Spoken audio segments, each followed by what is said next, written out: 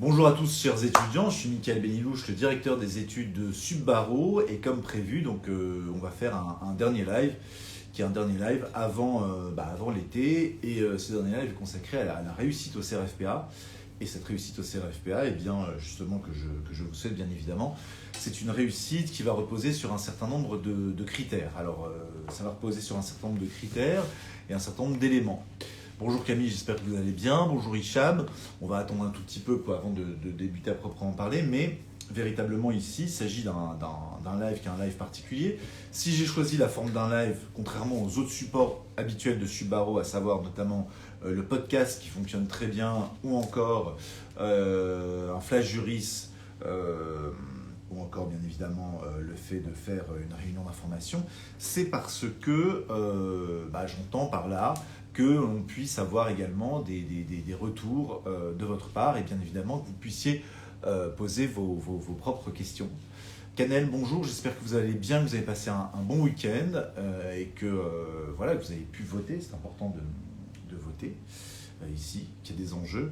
Bien évidemment, je sais que vous êtes inquiets là-dessus, je ferai en sorte de terminer le live avant le résultat des élections législatives pour que ceux qui veulent prendre le maquis, Hicham, puissent le prendre avant 20h, bien évidemment. Quelque chose qui est possible. Bonjour Manon, comment allez-vous? J'espère que vous allez bien, que vous êtes en forme. Ici, on va y revenir. Alors, Lucille, on va faire quand même un raisonnement qui est un raisonnement, vous allez le voir, en deux sous-parties, justement, pour parvenir justement à traiter cette thématique-là, c'est-à-dire, comment faire pour réussir son CRFPA, parce que c'est vrai que tout va se jouer pendant l'été, de telle ou telle façon. Hicham, je dis prendre le maquis, mais ça peut être aussi une autre solution, j'imagine pour vous, notamment être appelé dans le cadre d'un nouveau gouvernement, bien évidemment. Je vous le souhaite. Romain, comment allez-vous? J'espère que vous allez bien. On va pas tarder à débuter de ce point de vue-là. Alors, est-ce que le son est bon, Romain, est-ce que le son est bon? Parce que sinon je mets le casque pour être certain que le son est bon. Il faut que vous m'entendiez bien. Voilà, Raphaël, est-ce que vous m'entendez? Est-ce que c'est une bonne chose? Ou est-ce que vous préférez que je mette le casque de façon à avoir le son? Qu'est-ce que vous en dites? Merci de me l'indiquer. Comme ça, je sais au moment du démarrage de la vidéo si je mets mon petit casque ou pas. On m'entend bien. Bon, c'est une bonne chose. Manon, surtout si le son se détériore, vous me le dites immédiatement. Je prendrai mes dispositions. J'ai le matériel technique qu'il faut de ce point de vue-là. Bon, on va débuter donc sur cette réussite au CRFPA qui vous tend les bras. L'idée, c'est bien évidemment d'avoir ici une préparation qui va être une préparation optimale, une préparation qui va être bien évidemment fondée sur ici un certain nombre d'éléments. Je vais vous donner un petit peu les paramètres que j'ai retenus pour cette préparation. Il y a, à mon sens, pour réussir l'examen, il y a deux grands cadres à prendre en ligne de compte. Ces deux grands cadres, il y a un de nos partenaires, Révolte-toi Lille, qui nous rejoint.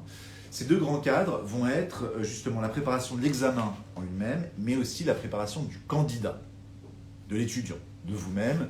Il y a un aspect de préparation sur lequel j'insisterai et par lequel je terminerai et qui est non pas aussi essentiel, mais qui est beaucoup plus essentiel que la préparation de l'examen et qui a une préparation assez objective de ce point de vue-là. Alors, c'est une vidéo qui est un live sur Instagram. Bien évidemment, je m'adresse à tous les publics, que vous ayez ou non pris une prépa, que vous ayez pris ou non Subbaro. Il fallait prendre Subbaro, bien évidemment, il est toujours temps de s'inscrire à ce titre-là. On fait actuellement une promotion de moins 20% sur les différents types d'inscription. N'hésitez pas à me contacter.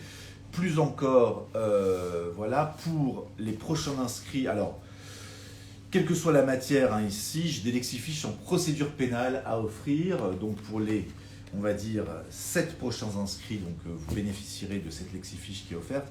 Procédure pénale, je dis toute matière parce que ça vous permettra aussi de préparer le grand taux, le cas échéant.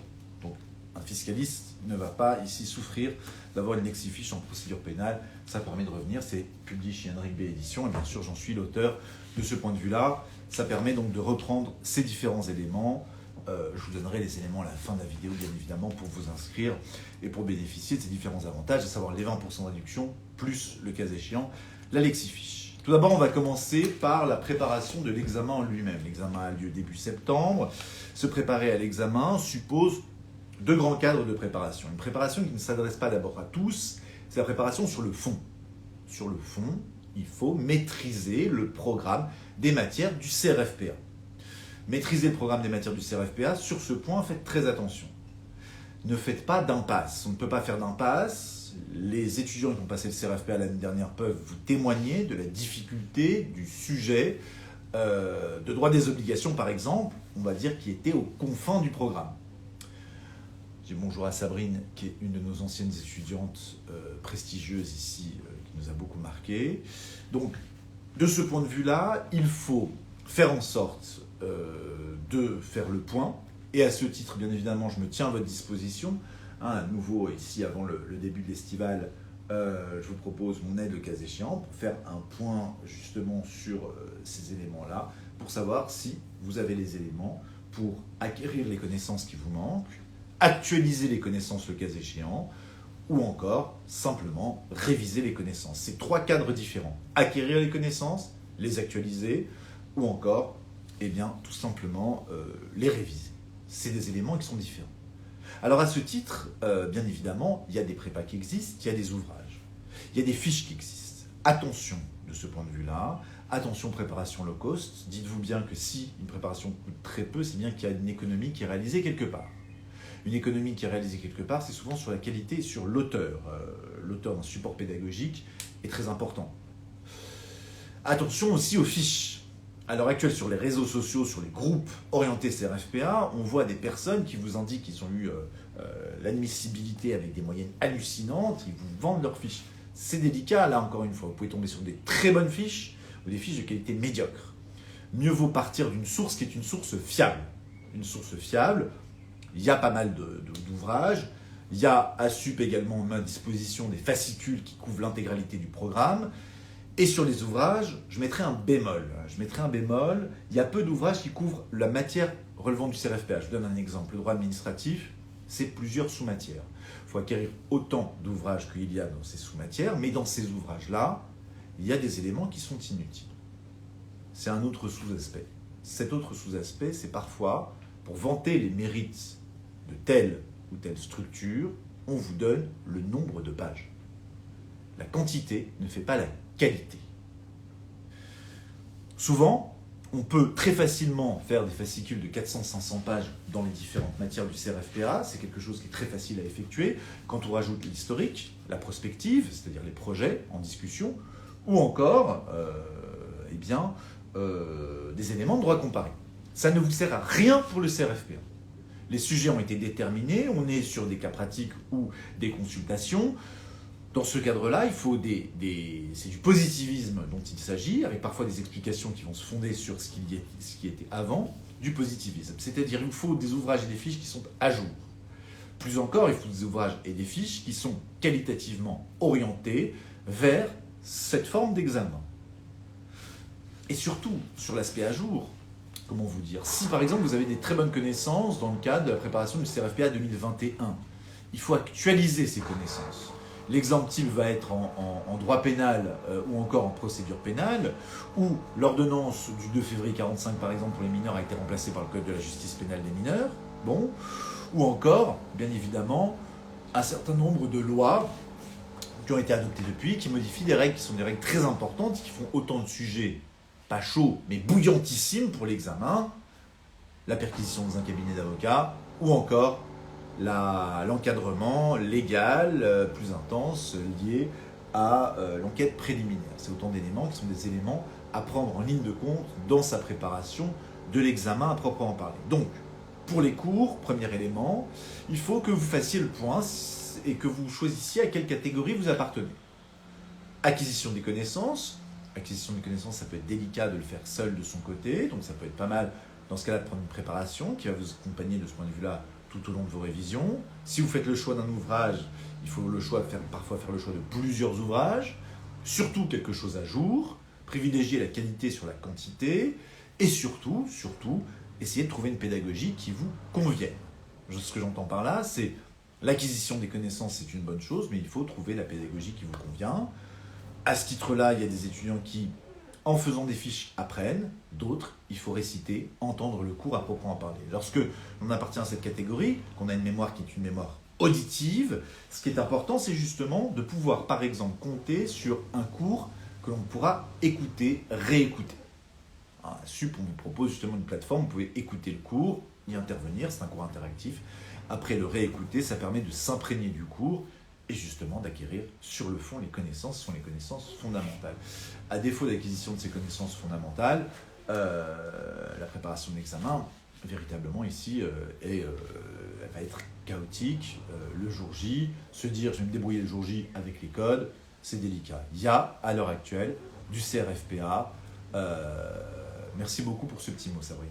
Il y a à l'heure actuelle pour le CRFPA effectivement une catégorie d'étudiants que j'ai eu au téléphone qui me disent bon c'est la première fois qu'on passe, on va le passer comme ça pour voir. Je trouve pas que ce soit le choix le plus judicieux qui existe. Il n'y a rien à voir. Si vous le passez, il faut le passer pour le réussir, mais on va y revenir, c'est la fin justement de nos développements à ce titre-là qui permet de voir ces différents éléments. Premier aspect, préparation de fond.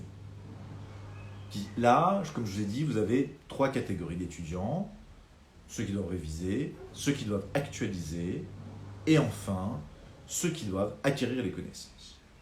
Préparation maintenant de forme. Préparation de forme, c'est s'exercer au CRFPA, s'exercer aux exercices du CRFPA. Il y en a 2 qui ne correspondent pas exactement à ce que vous avez fait pour l'instant. La procédure pénale, une épreuve de 2 heures, et également la note de synthèse, une épreuve de 5 heures.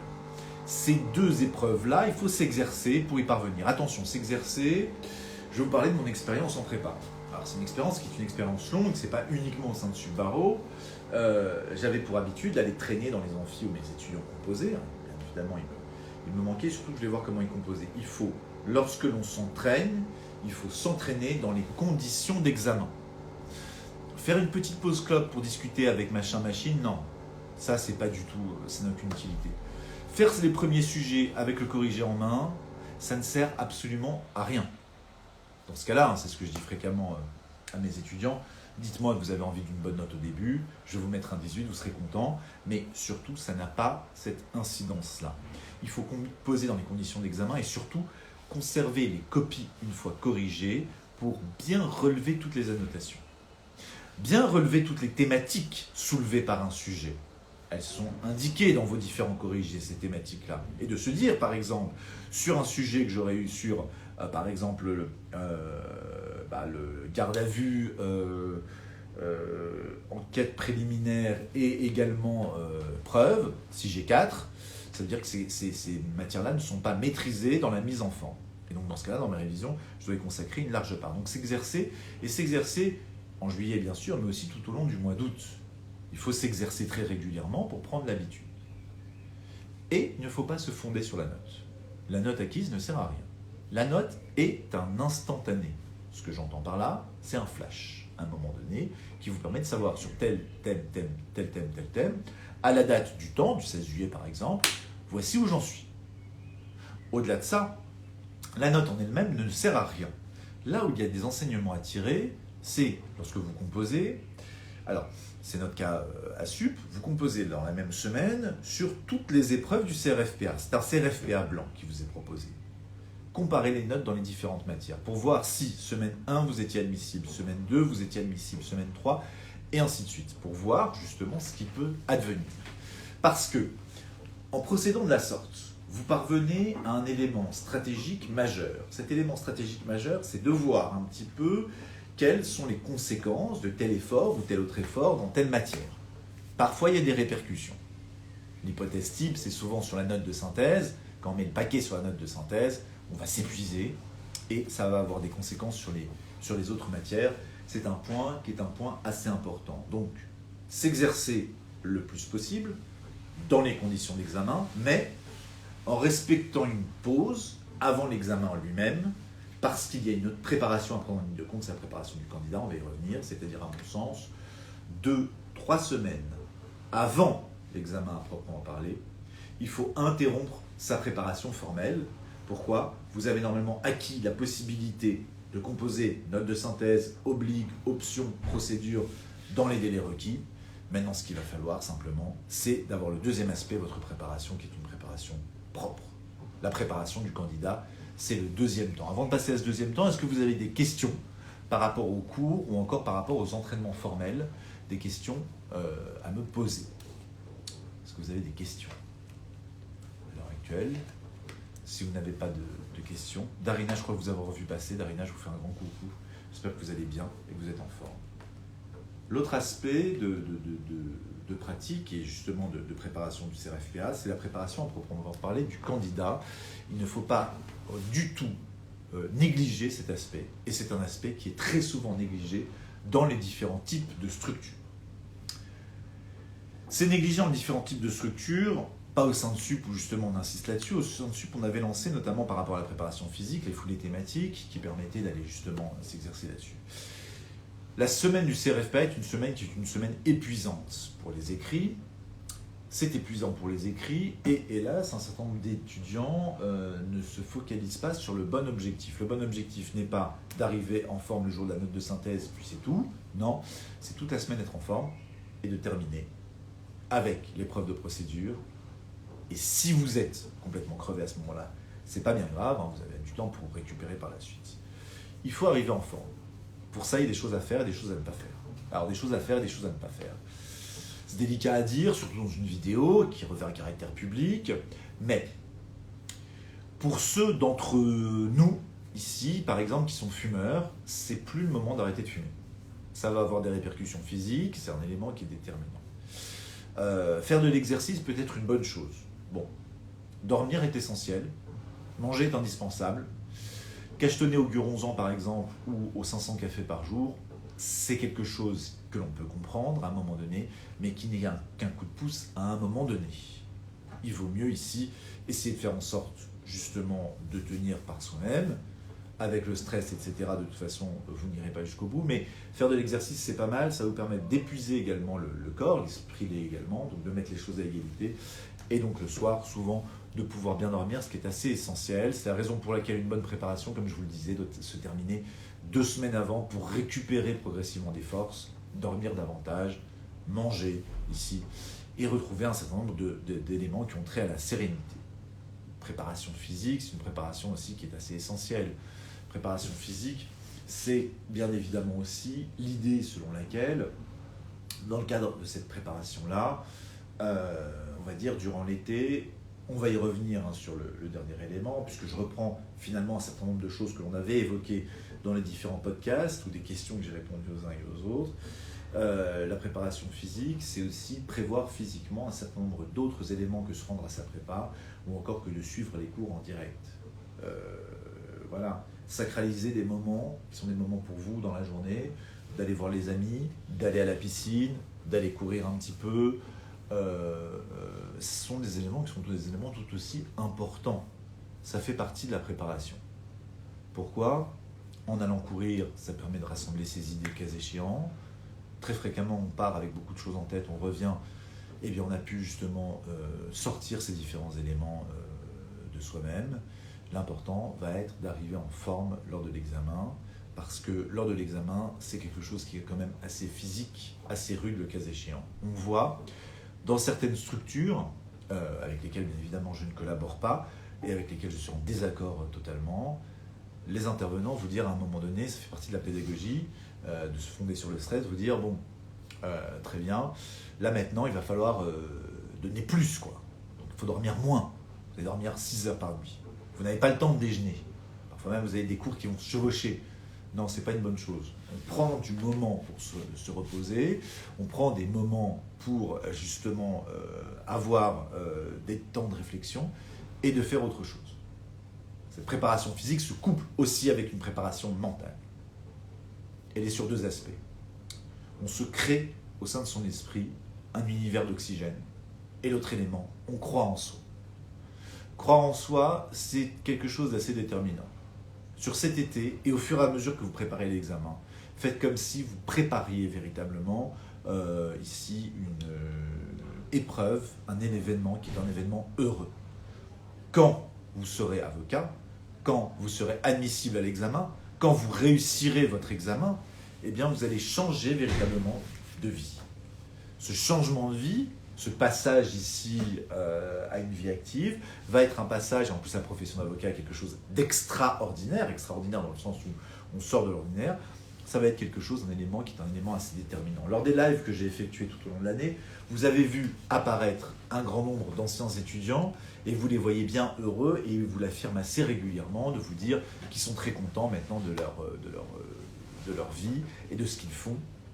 Voilà, ils sont très satisfaits. C'est le cas pour la plupart des personnes. Vous changez de catégorie, c'est autre chose. Vous allez passer à une vie qui est une vie concrète. Il faut vous projeter sur cet élément-là et sur ces éléments de réussite. Pour ça, il faut réunir un certain nombre d'éléments, de jalons, de pierres pour y parvenir. Les premières pierres pour y parvenir sont des éléments assez heureux dans la préparation. Pourquoi pas se trouver un hymne, une chanson qui va vous accompagner de ce point de vue-là jusqu'à la réussite. Sur l'été dernier, sans vous dire d'éléments, c'était la plus jolie chanson qu'on m'ait sortie comme type d'hymne, c'était Right Round, c'était la chanson de Very Bad Trip, justement, le matin quand il se réveille.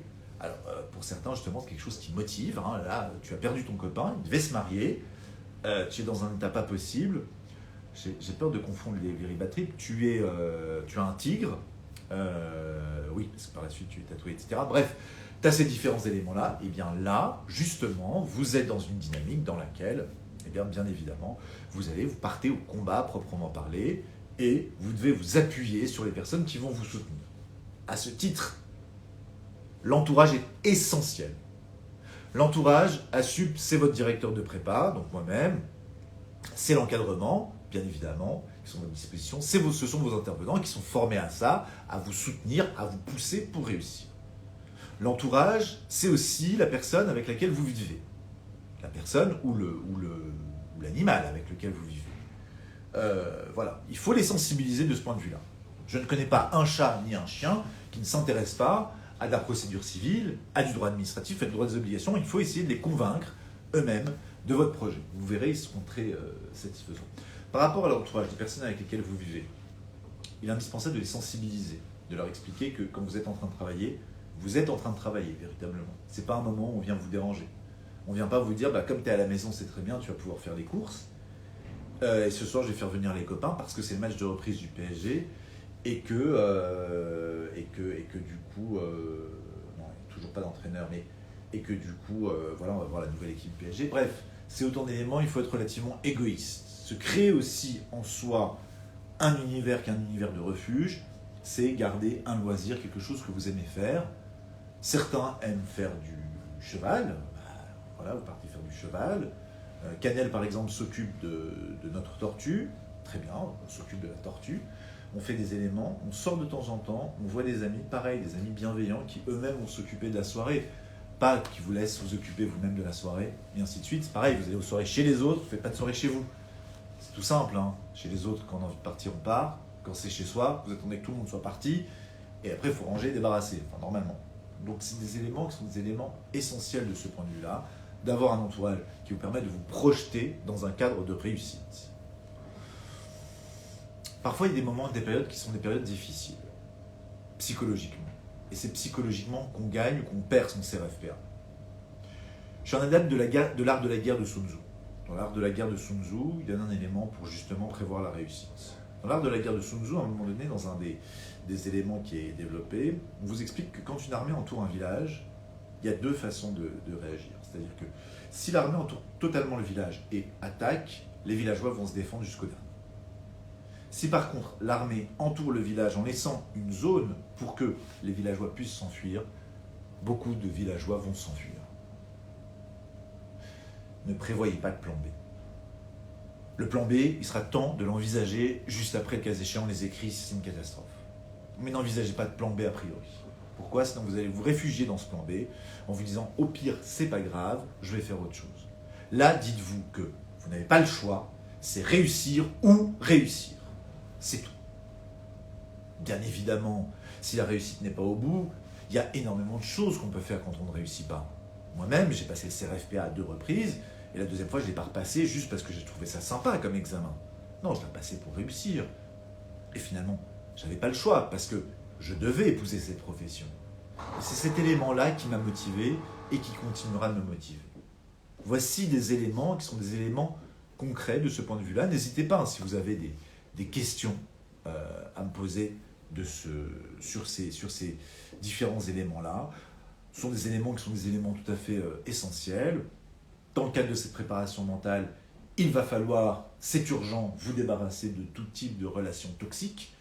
Les relations toxiques, elles sont très faciles à identifier. C'est quand vous voyez quelqu'un et que vous rentrez, vous avez envie de pleurer, de mourir ou encore d'assassiner la personne, parce que c'est la relation pas terrible de ce point de vue-là.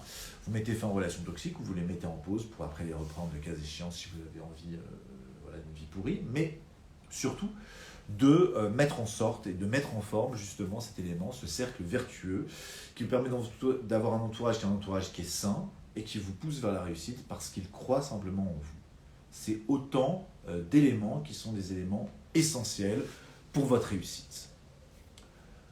Alors, pour terminer, si vous n'avez pas de questions, mais si vous avez des questions, vous n'hésitez pas, même à la fin de cette vidéo, à commenter la vidéo et à poser vos questions, je ferai bien d'y réfléchir. Voici ce que Subaru vous propose, donc 20% de réduction sur toutes ces formules.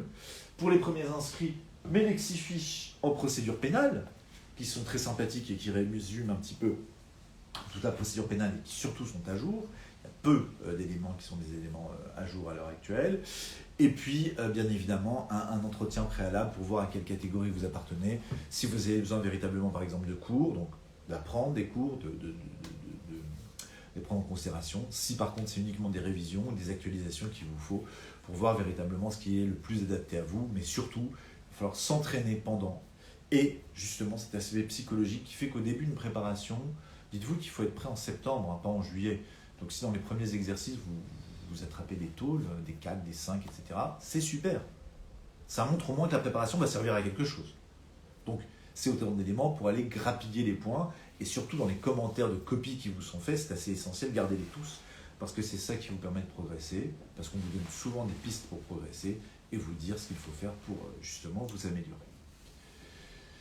Voilà, je vous remercie. Comme promis, donc, je vais vous libérer avant les résultats des élections législatives.